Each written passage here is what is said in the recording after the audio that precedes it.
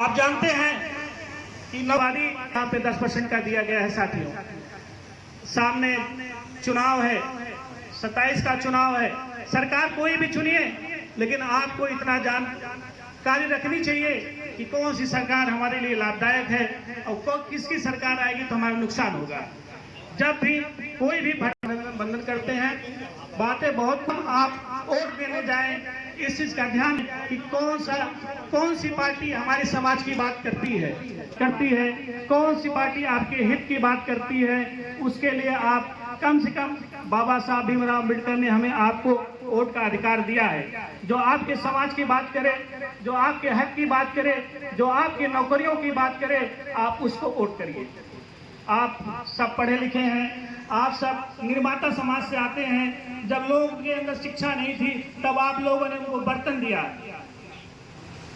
आप एक निर्माण करता है, आप समाज में भी निर्माण को फैलाइए, आप निर्माण करता बनिए। और जो आपके हक की बात करे, जो आपके हुकुम की बात करे, जो आपके हितों की बात करे, जो आपके बच्चों, बाबा साहब भीमराव अम्बेडकर ने आपको वोट का अधिकार दिया है।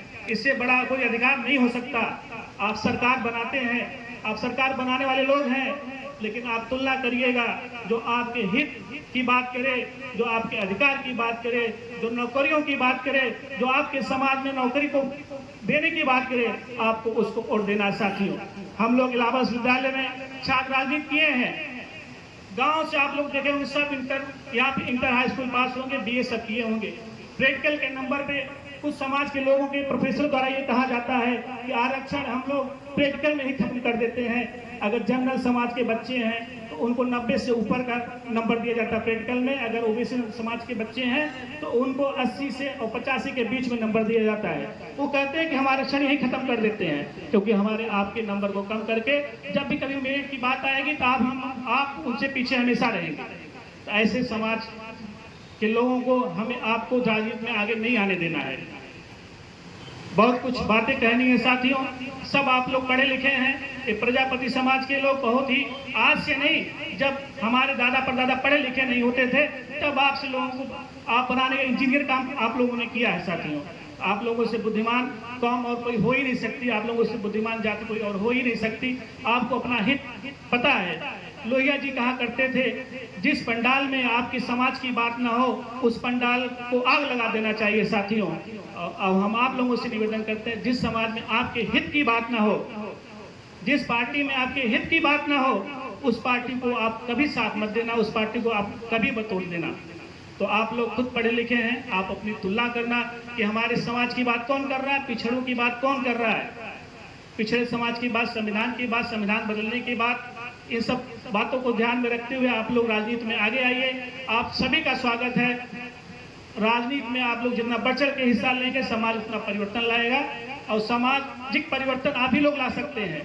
आप एक रोटी कम खाएं, लेकिन अपने बच्चों को पढ़ाएं, क्योंकि हमारे बच्चे जब पढ़े लिखे होंगे, IAS बनेंगे, PCS बनेंगे, डॉक्टर बनेंगे, इंजीनियर बनेंगे, ठेकेदार बनेंगे, वकील बनेंगे, और जब पढ़े लिखे होंगे तो अपनी बातों को अच्छे ढंग से रख पाएंगे। आज जिस तरीके से समाज में विद्वेष चल रहा है साथियों, हिंदू मुस्लिम की बात की जा रही है, इस चीज को हमें आपको नकारना है।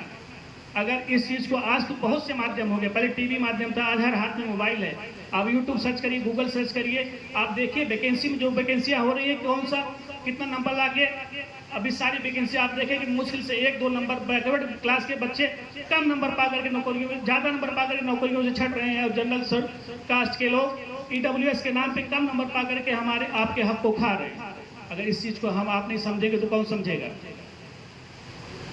राष्ट्रीय प्रदेश अध्यक्ष समाजवादी पार्टी आदरणीय श्यामलाल पाल जी हम लोग के बीच बहुत जल्दी आने वाले हैं। समय कम है, नहीं बहुत सारी बातें की जाती।